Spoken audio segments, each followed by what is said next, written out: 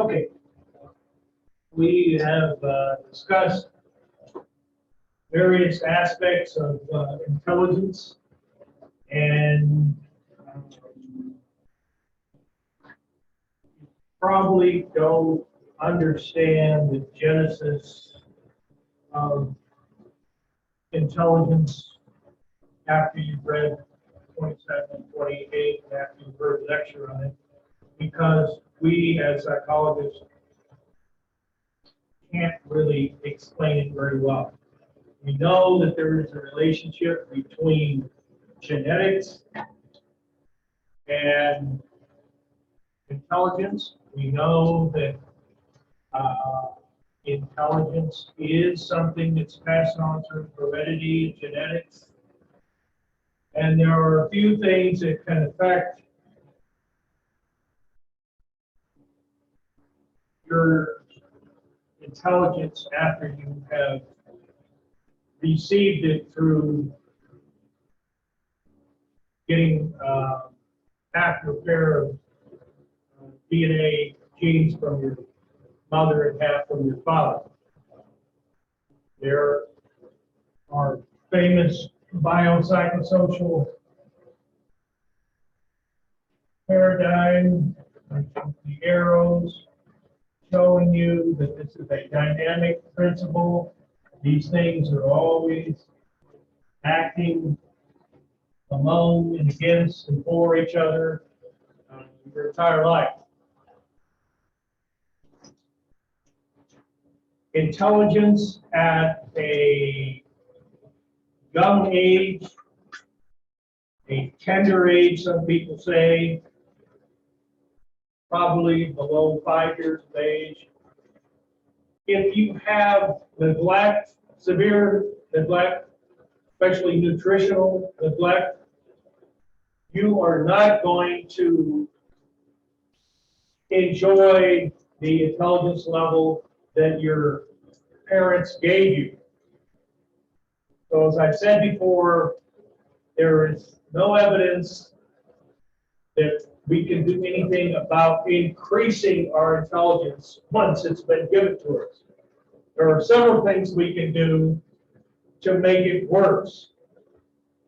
And the worst things come in over here on the social side, because it does interact with the bio side, which is where your IQ is, given to you by the combination of your gene,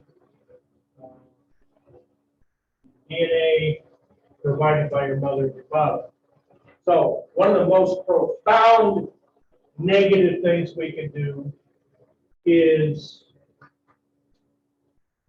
subject a young child to malnutrition, because it will drop, even though they, let's say their intelligence, but for the fact that they were neglected or malnourished, would have been 100. It's a idealized, predestined type of thing in your growth and development. So growth and development is on the social and the psychological side. The genetics are still the same. It's just you don't rise to the level that you should have, but for the fact that you were malnourished. And the worst part is, it's not reversible. Not reversible. If you are a child and somehow before you learn to walk, you're in a car accident and you have to be hospitalized for a long period of time. Maybe it was an accident where you received some pretty extensive surgeries. You had to be in the hospital and rehabbing and having several surgeries. Developmentally, you will not move along at the pace of your peers who did not have those injuries. However, once you get out of the hospital and get back to leading a normal life, you will catch up with them. point I'm trying to emphasize is when it comes to your mental abilities, if something very serious threatens that, like malnutrition over an extended length of time, well, what does that mean, extended length? Something longer than probably a month or 2 or 3. Then you're going to suffer intelligence-wise, and you'll never get it back. Now, you, who are all adults, if we got stranded on an island and all we had was a volleyball and a little hand on it, like Tom, what's his name, did, we'll live through that. It's not going to affect our IQ, our brain output. Obviously, if we are lacking in water and food, it can affect your daily living, and it will affect your daily living, but it's not going to drop your IQ ability. On the same token, if you had a brain injury, like a car accident, like a high fever, that can, the word that we're talking about is epigenetic.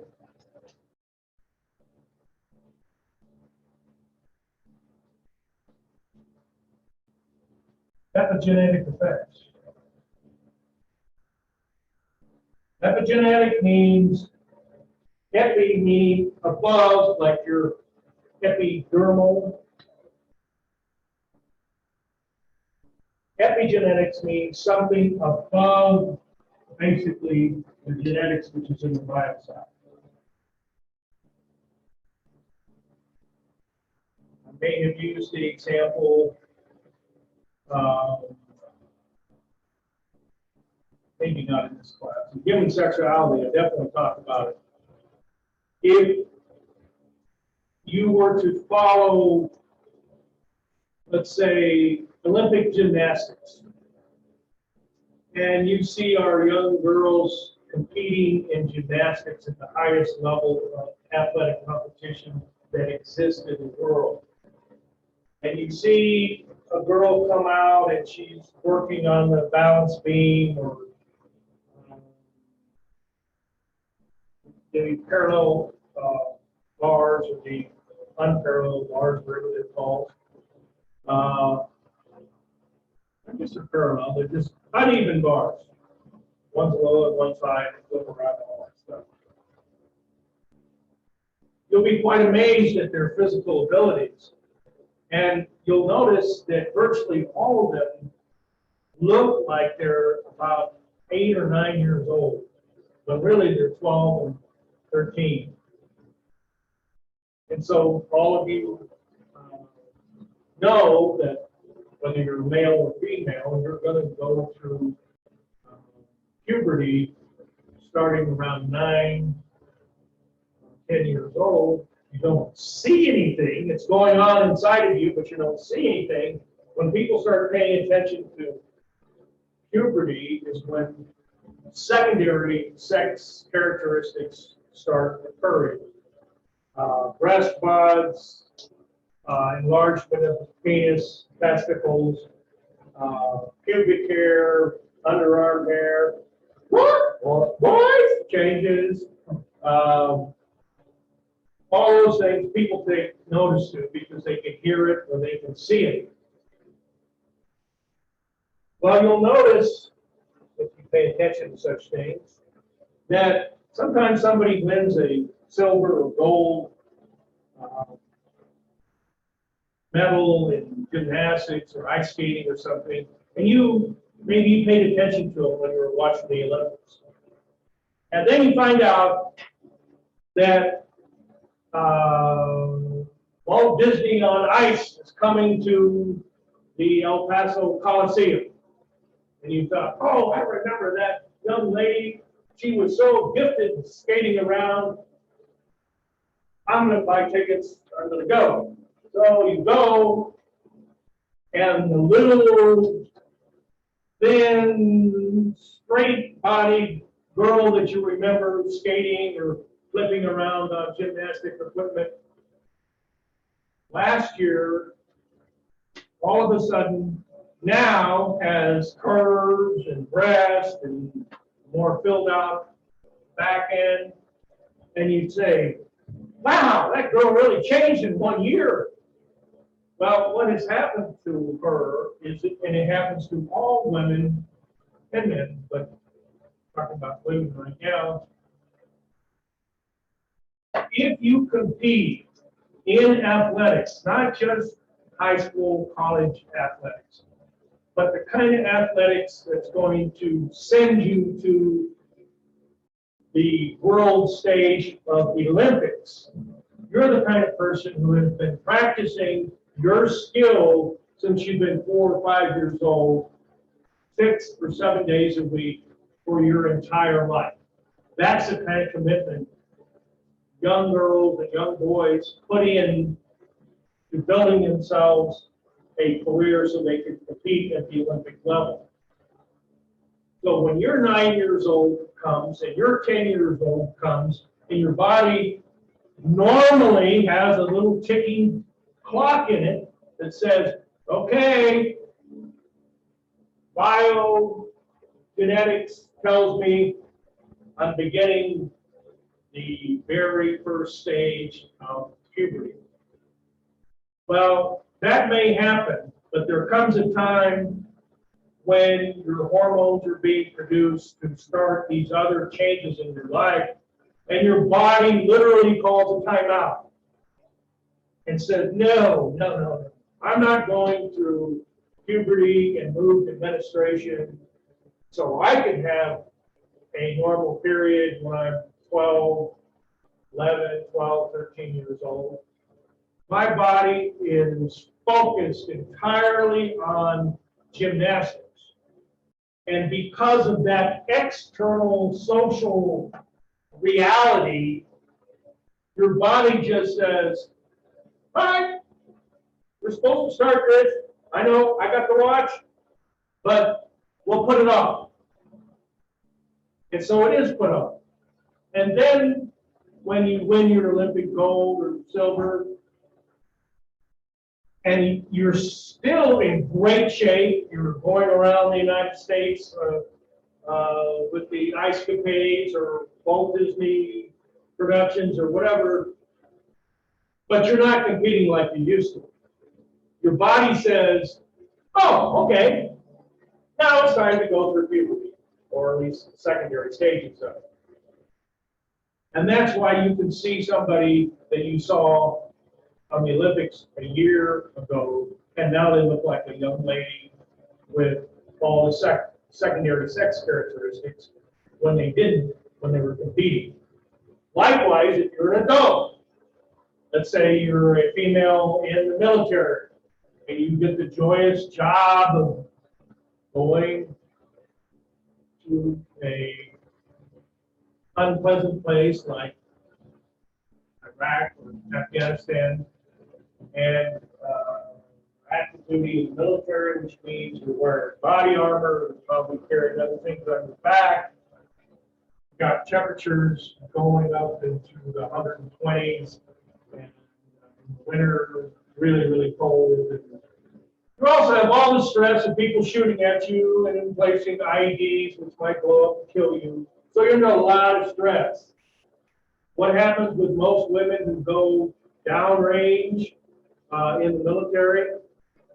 Their menstruation cycle either stops completely or it slows down so much that you're only spotting. You're not really having a regular menstrual flow.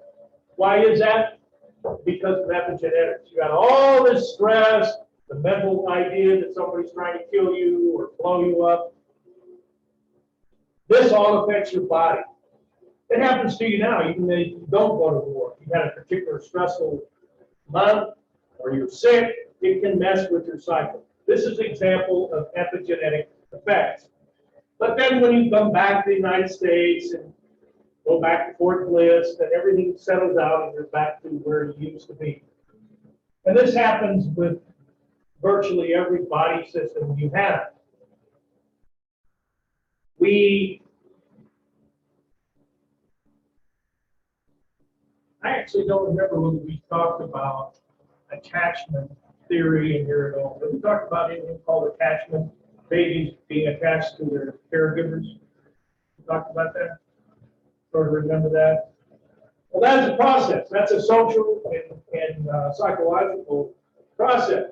Babies have to be cared for because our young are not capable of doing anything upon birth. Other animals, within the day they were born or within days they are born, they're walking, they're running, they're chewing normal food that they would normally eat, which we as humans can't do. We can't have solid food until we've got a certain age. We can't walk until we're ready to, which is usually closer to 12 months. It's a long time compared to other animals. But we're also the most sophisticated. Our brains, which are intact when we're born, they may be intact, but they're not fully developed. And we look at the slides of a typical neuron pathways in a child day one in their life, and a child 3 years old, and then a child 15 years old. We look at that on the board in the video. And you see, you start out with hardly anything. You know some things, like you know your mom's voice, and you have some idea of temperatures and stuff like that, but you don't have much else because you're not outside the womb. Once you get outside the womb, you're like a sponge, and you just suck it up. You suck up everything. And your grandmother, your abuela, always tells you, get that child a mobile for their crib, and give them stuffed animals, and play music for them, and sing to them, and all these kinds of things, because they're smart and they know that kids are like sponges. They eat it up. And you know, because now you understand certain aspects of neurology, and you understand these neural pathways are being created. They're already there, but they're not connected like they need to be. That's why the 3-year-olds got so many connections, it's hard to see through it. And by the time they're 15, they still have a lot of connections, but it's more organized, and they cut out a lot of things they don't know, like papas means all food. Well, when you get older, you know that's not true. That little neural pathway can just wipe out because you don't need it, or retask it to do something else. Okay. Now, anybody ever heard of this term, stereotype? Well, you know what a stereotype is, right? Stereotype is just a bias based on whatever reason we have a stereotype. And then a threat, you know, is something that's not good. So a stereotype threat is especially important when we're talking about intelligence, and intelligence is related to academic achievement. We talked about that last time we met, that it's more than intelligence. It's more than intelligence. In fact, if you sat and asked me, Professor, looking above your class over here, what one thing can you say to us that would be a predictor of a good future for us? A positive indicator that we are going to be successful. And one thing I would tell you is grit. G-R-I-T. Anybody ever heard that word? Anybody know what that means? Grit? Besides the roughness of sandpaper, which is also called grit. And there's a southern delicacy made out of corn called grits. Little white thing. I lived in the South for a year. I'm not a big fan of grits. Give me some facility, I'll be happy. Okay? Grit is a combination of motivation and determination. So when we looked at that bell curve, and I said, if you're on the 85 side, which is the last one within, quote, normal intelligence, let's say you're at 80. Can you attend a university and can you compete at the college level? The answer is yes, you can. If you have grit, because grit is a internal drive that you have to succeed. The old saying, once you fail to succeed, then try again. That's part of grit. You have determination. You have focus. And part of the chapter or part of the module talks about positive growth environment. And that's true.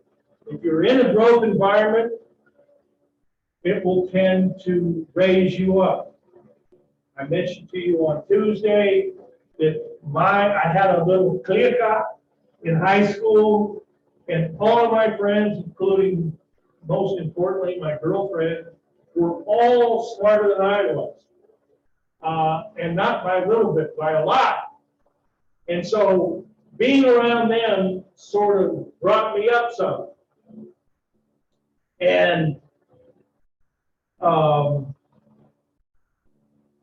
one of my friends who was so smart, he was on the debate team, I can't even remember the name of the program, but they have them around here where they take these high school kids, like usually 4 of them, they put them on a team, and then they compete on TV for questions. So it's kind of like a little bit like Jeopardy or something, but it's just one team against another, one high school against another. I think in my area it was called Scholar Quiz or something like that. But anyway, these were like the smartest kids in my school, and I came from a school that probably had 1,600 to 1,800 seniors, so it wasn't a small school, it wasn't a mega high school, but it was big. 3 of the 4 people on Scholar Quiz that was on television coming out of St. Louis were my personal friends in my playground group. My girlfriend was really smart, National Merit Scholarship finalist, like pretty much everybody in the group except me. And she's now a physician and she teaches at a medical school. And she had a profound influence on my life as well. So there are social, psychological forces that can play upon what would be your intelligence abilities at birth. They can kind of provide an environment that helps you foster what you have. They cannot make you more, they cannot raise your intelligence numbers. Your intelligence numbers are what they are. I tested you today and gave you a WACE, Wechsler Adult Intelligence Survey, or a Stanford Binet, which we talked about, intelligence test. Whatever you scored, we had I'm beginning to think it was a Michigan student that came here and sat with us. That intelligence score of 153 at 20 is still going to be that at 30, 40, 50, and 60. His intelligence, just like your intelligence, the number, the raw number, is not going to change. It could deviate 4 or 5 points, but that's nothing. Nothing. So, introduce this concept of stereotype threat. We all have stereotype ideas within us. Some of it's may be based in reality, some of it's based in rumor, prejudice, whatever. But the interesting thing about stereotype threat, it's the way we look at ourselves, not the way we look at other people. Yes.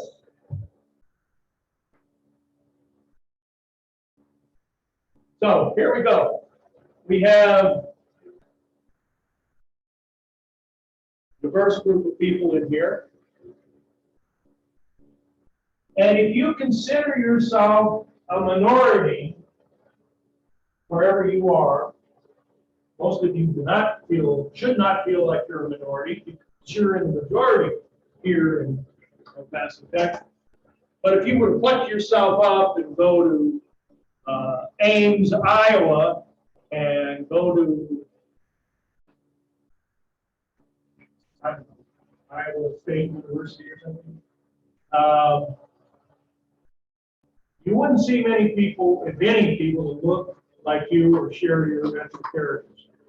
So you would definitely be in the minority. And if your minority is viewed by other people as less capable, less intelligent, less creative than they are, and you are aware of it, then you will send those messages to yourself saying, oh, here I am in a corporate meeting. I'm the only woman in here. Oh, not only that, but I'm the only woman Hispanic in here. Wow. I don't know whether I should open my mouth and give an idea at this meeting because, you know, the majority group in here is white and male, and I am neither white nor male. So maybe I should be a little cautious because I know there are some people who think that women shouldn't even be in business, and if they're any ethnic background that's different than European whites, then some people feel like we shouldn't be in the boardroom either.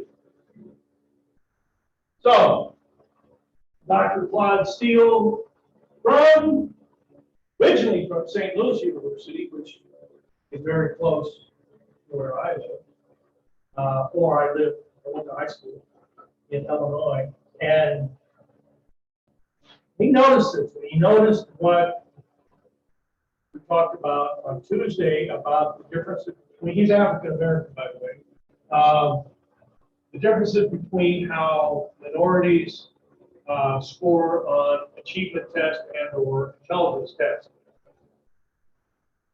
So he's done some earth-shaking research that shows this idea of stereotype threat.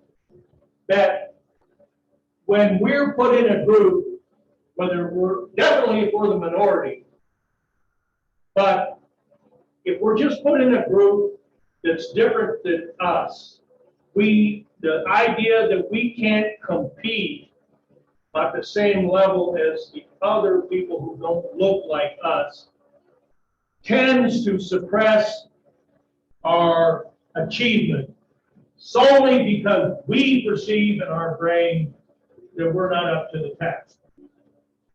So let me show you this example, which I think you will find very surprising.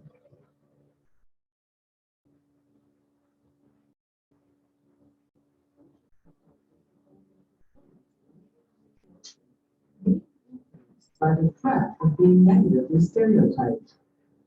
Stereotype threat is disruptive and intimidating. The fear is that when facing a negative stereotype, one's performance will confirm that the stereotype is true. When confronted in a situation of a negative stereotype, I'm a woman, I shouldn't be at this big hotshot meeting here with the the owners and movers and shakers in this corporation. Thankfully, the speaker has another woman in the group, and she happens to be black. So, stereotype threat is those women, and of course, the woman who's African American, saying to themselves, "Whoa, I'm only one of 3 women in this group. Whoa, I'm the only African American." And people know the statistics of African Americans and IQs, Hispanics and IQs. So people are going to look at me and say, "Woo, you're Hispanic. You don't have the IQ that Asians and whites do." At least that's what the stats say, and they do say that. And you're female, which maybe you just can't compete at the same level as men, and there's been books written about how men are grown up being competitive because of sports. They have A-type personalities. They're go-getters. Not all men are, but the ones that end up at the corporate table are. And women can't compete with men in the corporate world. Of course, we know that's not to be true, but it's not important what is true. What's important is what you think is true. And if you think it's true that you can't compete because you're Hispanic or because you're female, then English was your second language and not your first, then just that reality is going to suppress your success. Now, let's see how we can measure. The anxiety that the stereotype fosters prevents people from doing their best. So as soon as you're aware that you could be. You notice Dr. Steele moved up. He's now at Stanford University. Which reminds me of another little story, personal story that I'll give you. When I was a graduate student at the University of Illinois, they had a group of professors who were on the employment committee to hire new faculty. Well, since they were all not completely woke, but a little bit woke, they decided they needed to have a student voting member on this committee. And I volunteered to do it. I got appointed to be on this committee of about 10 professors and 1 student who had a vote, a real vote on who got hired. So we looked at all these credentials and blah, blah, blah. We came up with, I don't know, 4 or 5 people that we thought would be a good fit for our university based on their interest and their background. Obviously, all PhDs. And one of the guys who impressed me, because I liked his personality, all the people who applied had the credentials. They're all have PhDs in psychology. They've all done, some amazing things in their career. But I like this guy because, not so much that he was African American, but because I liked his personality. His personality came through in the interview. And so there was a particular instructor who I did not like. He was a statistics instructor. Now, you know I hate statistics. And it wasn't because of, you know how long ago that was? In the 80s. And I remember his name, Jerry Tolliver. It just came from understanding.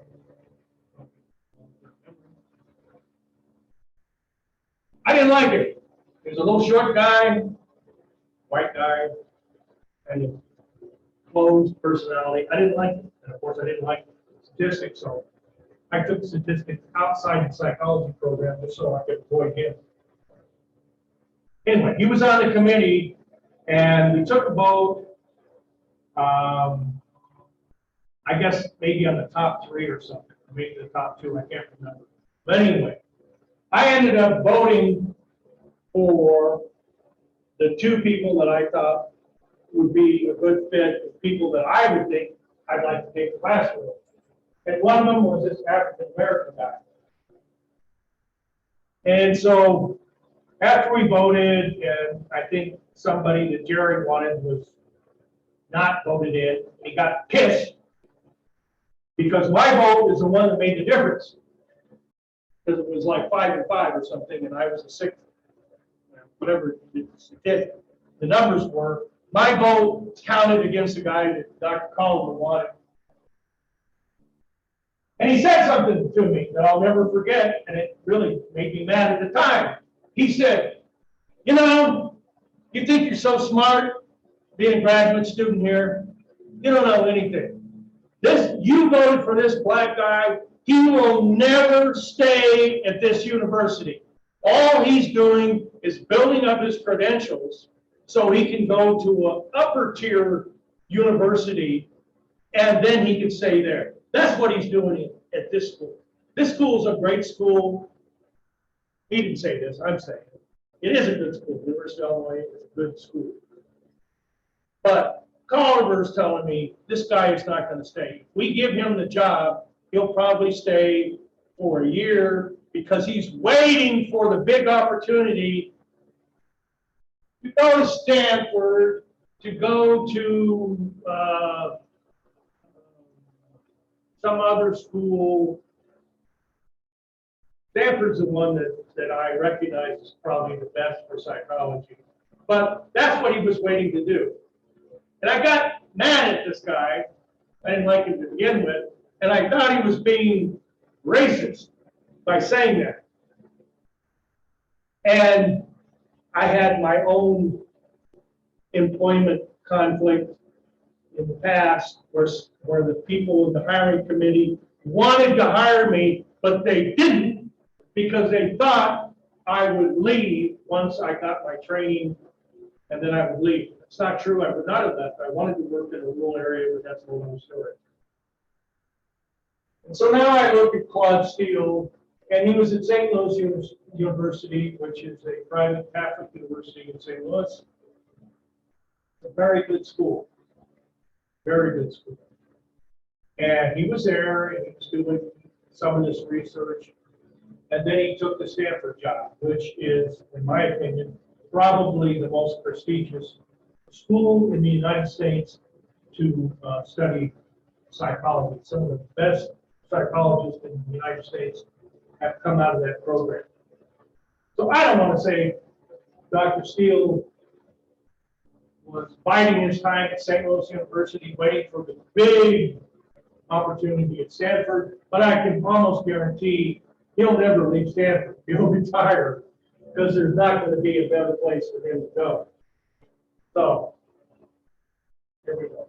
Seem to the lens of a negative stereotype about a group that you're part of. If you care about that situation, you feel some sense of threat that you're going to be treated in terms of that stereotype or perceived in terms of that stereotype. Speaking of stereotype, would any of you thought that he was African American just by looking at him?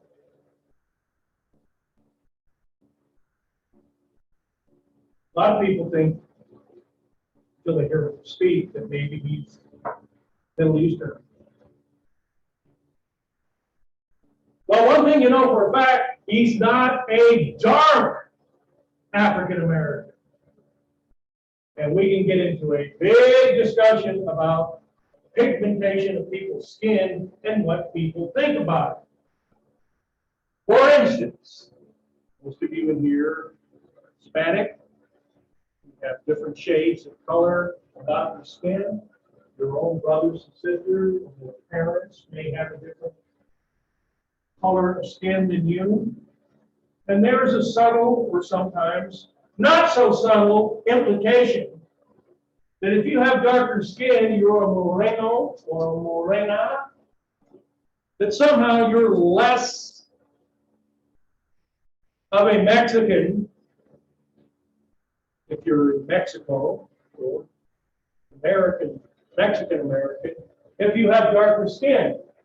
And the theory is, my ex-wife, who happens to be a morena,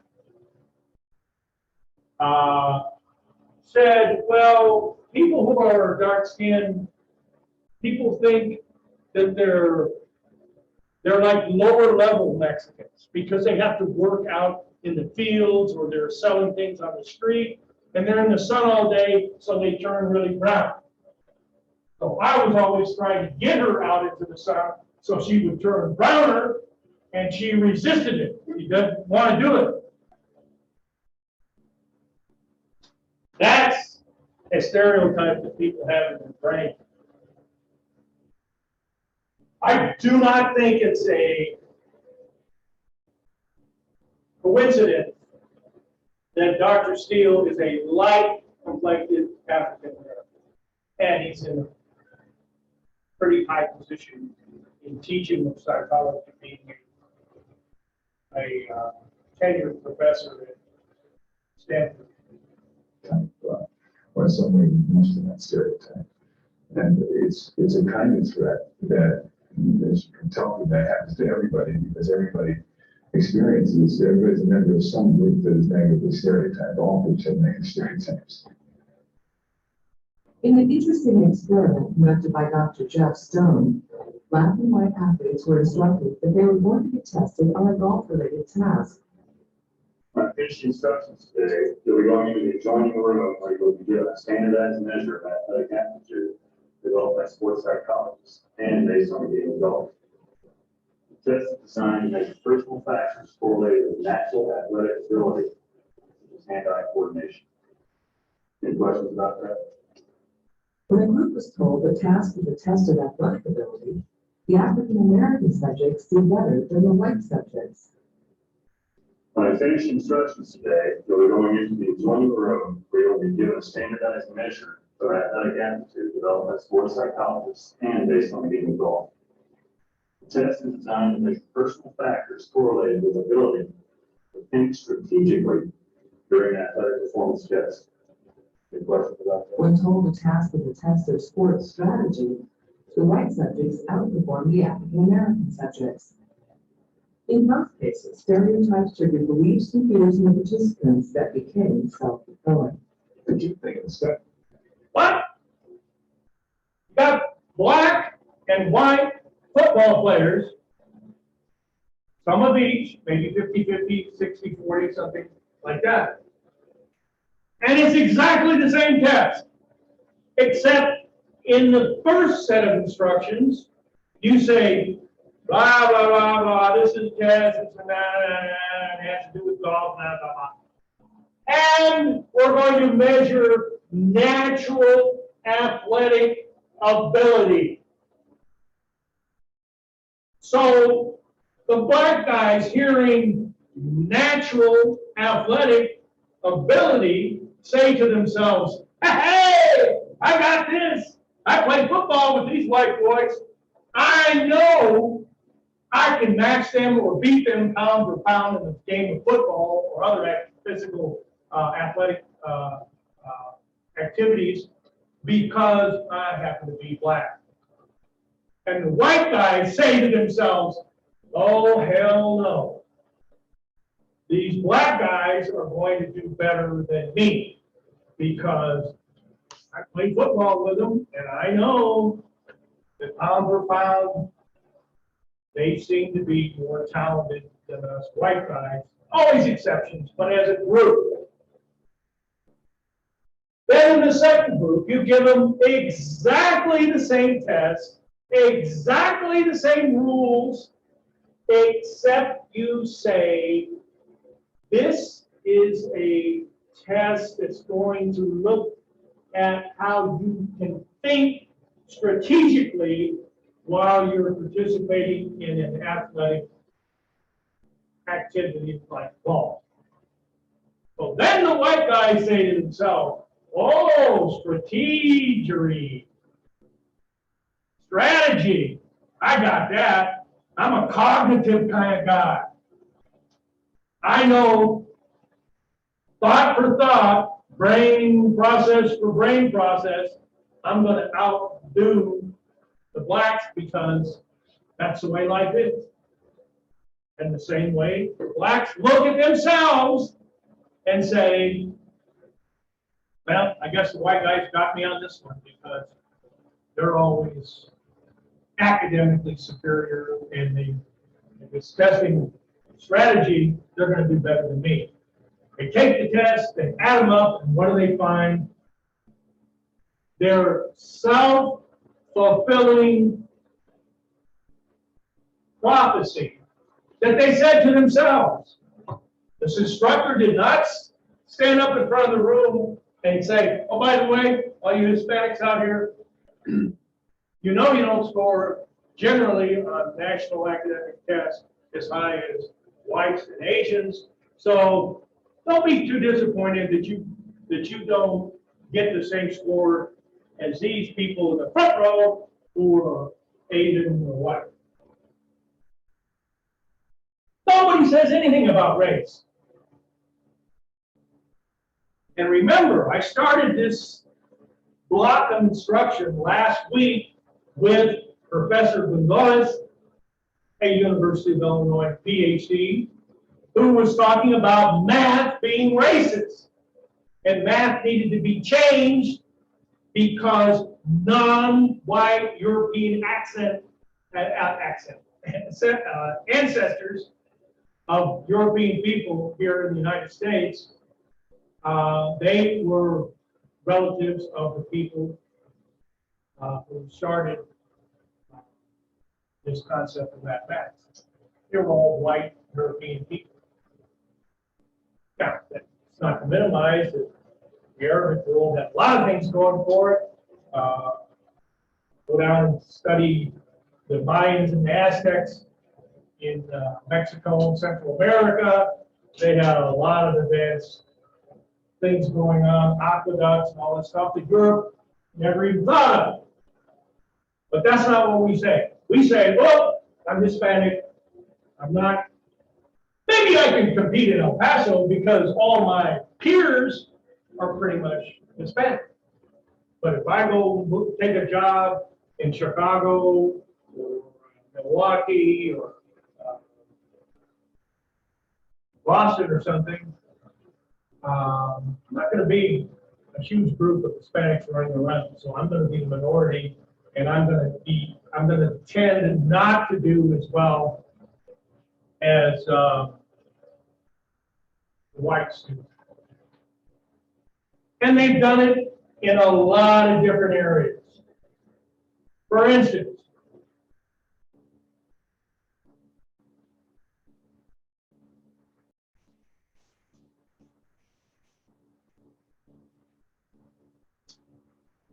anybody know anything about thermodynamics? Got any engineers, physics people in here? No, right? Okay, what I'm going to do is I'm going to pass out a 10-page paper written by Dr. Johnson. And I know you don't know anything about thermodynamics, but there at the very last page, there's a Likert scale from 0 all the way up to 10. 0 meaning whoever wrote this paper is dumber than a box of rocks, or 10, this Dr. Johnson really obviously knows what they're talking about because I just read this 10-page paper, and although I don't really understand thermodynamics, this author seems to be really knowledgeable about the subject. Okay? So here I go. Boom. Pass out the 10-page paper. They're all exactly the same, except for one minor difference. Some of your papers say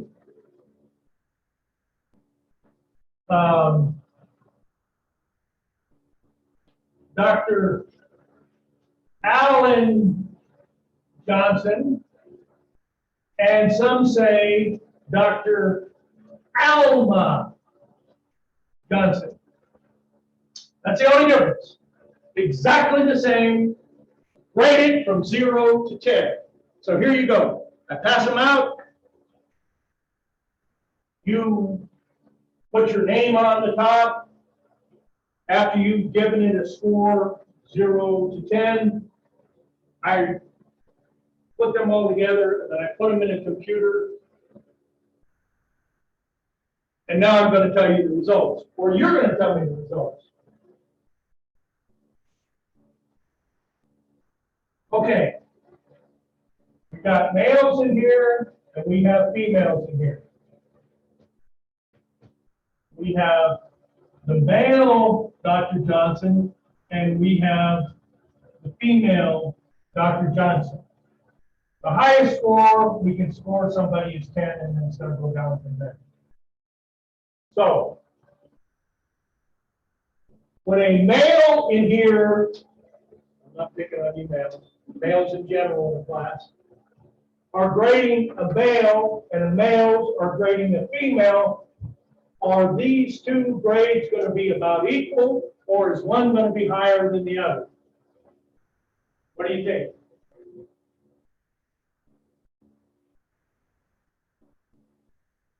Based on stereotype threat. Any ideas? The answer is males are going to rate males higher, and males are going to rate the female Dr. Johnson lower, even though it's about a subject that they don't even know about. Okay? Now we get females grading males, Dr. Johnson, and grading females, Dr. Johnson. Is there a difference between the way females grade males and females grade females? You think? Well, you'd be right. So what's the difference? Do females grade other females higher, or do females grade other females lower?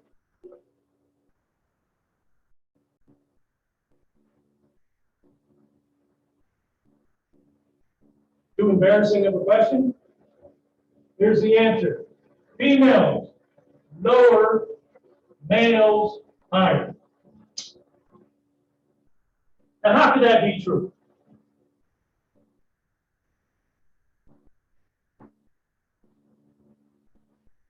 Think about the instructors you've had through your life. Preferably the ones you have in college, but you can think about high school as well. You won't have much college.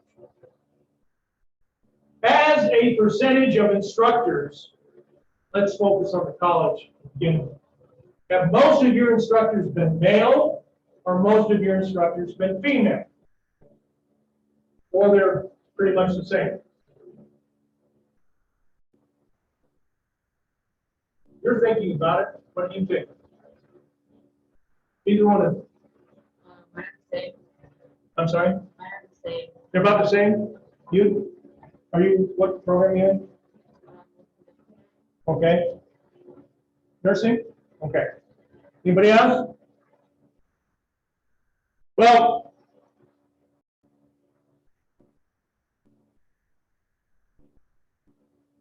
if you were to turn on the TV tonight and watch an expert talk about what is going on with COVID-19 today, what do you think the sex of that speaker is more than likely going to be?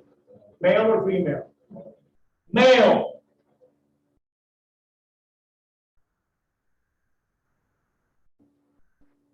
If you go to the emergency room and you're laying on a table and somebody comes in with a white coat on, that's a male, and somebody else comes in with a white coat on, that's a female, do you think in your brain, oh, two doctors are in here to talk to me?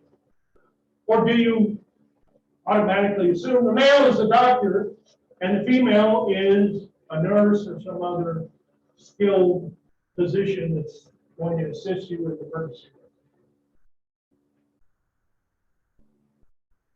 Go to a hospital. Line up all the doctors in the hospital. Are they mostly male, mostly female, or half and half? The answer? Mostly male. Because we are in a male-dominated culture. Or the position of physician, that sounds good. As far as medical doctors go. daughter, who's a surgeon, obviously is female. Her discipline is heavily male dominated. Her instructors were male. The supervisor of her residency is male. The only person in her cohort who's in the same program she is in happens to be female. So she and her buddy from med school, who are now doing their residency, are female. When I went to law school a long time ago, the ratio from male to female was probably somewhere around 70-30, maybe 35, with males being dominant.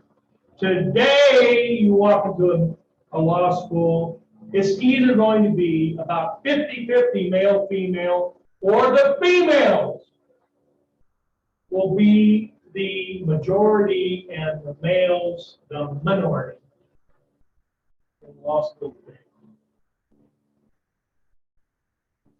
So the way you defeat stereotype threat is you expose people to people in positions of power and academic achievement who look like them. Studies show that this test that you're going to embrace this weekend, if I were to tell you I'm not going to be here, especially if it was a face-to-face test, I'm not going to be here for the test, let's say next Monday. But my friend, Dr. Juarez, the psychologist from Rio Grande here, he's going to administer the test for me. Just the fact that he's Hispanic and you might be Hispanic, your grades on that test should go up in a way that can be measured, simply because it was given to you by somebody of your ethnic background. That's stereotype threat. And nobody, including Dr. Juarez, is going to stand in front of this class and say, okay, I'm Anthony Juarez, I'm a psychology instructor here, I'm passing out this test. As you can tell, I'm Hispanic, so my expectation is you guys are going to do the best on this exam that you have on any of the tests that you had prior in this class. Nobody's going to say that. Just like nobody said, Dr. Alma Johnson doesn't know as much about thermodynamics as Dr. Alan Johnson does. But we tell ourselves that, and it shows up in the Likert scale when we grade it. So the biggest factor for success, in most people's opinion, is grit. You have grit, which means you know you're going to fail, and when you fail, you use that failure to learn something from it. If we had 100 of the top entrepreneurs in this room, and then we had the 100 top from the United States, every one of them, to a man or a woman, would tell you, I learned more from my mistakes than I ever learned from my victories. But if you don't have a grit and you get slapped down by reality, loss, loss, loss, loss, loss, and finally you say, I guess I just wasn't cut out to be a thermonuclear scientist. But if you have grit, You pick yourself up and you learn from that mistake. What do I need to do differently? I'm doing an experiment. I'm reading something, whatever. And you persevere, then that victory is a accumulation of a lot of non-victories prior to your victory. And somebody would ask, how can you learn from a loss and the error? And the answer is because I learned what trail not to go down. I eliminated that. If I get a quick victory in the beginning, maybe it will be short-lived. So, grit, the four-letter word, is the best predictor of how you're going to do in your job once you get there and in your academic endeavors prior to you getting the job. All right. So, this is what I want to ask you now. Do any of you want to go over more in detail some of these study guides? We obviously can't do it in the short amount of time we have here, but I'm willing to meet with you probably online because we're all from different places and different times.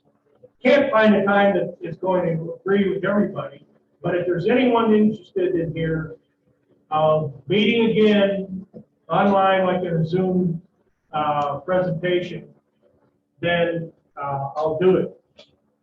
I had my night class last night, and I told them that I would offer that to them as well as I will offer it to you.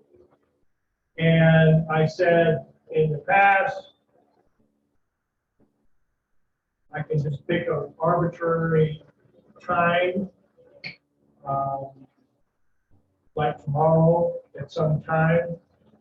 I don't know if people can meet online at 10 o'clock when this class meets, or whether it would be more advantageous. First of all, does anybody want to do it?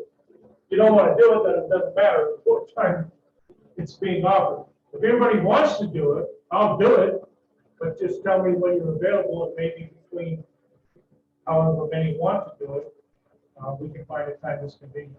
Anybody else feel like doing that? All right.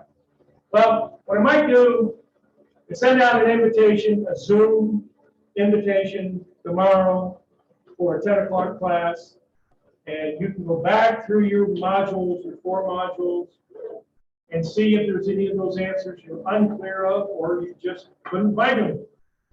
And you'll have the benefit of knowing that the answers that you have on your study guide are correct. There's no sense in you studying a study guide if the answer is not correct. Hopefully you can figure out the correct answer by reading the chapter and going back and reviewing it. If not, that's what a study session is for. Some students do it on their own. Get together in a small group and sort of do it that way. It's kind of hard because people come from different areas of town. Some people don't even live here. They live in quiet. So I will make myself available tomorrow at 10 o'clock, and I'll send an invitation to all of you in this class and all of you who might be listening to this video that are in my Wednesday night class, and see if anybody shows up. If nobody shows up, then there won't be anything to talk about. If they do show up, if you've got questions, that's great. If you have questions, it's very likely somebody else has questions as well, and they'll benefit from the discussion. Okay? So that's I offer to you to help you out in these modules. Okay? So thank you for showing up today. I'll see some of you maybe tomorrow. All right.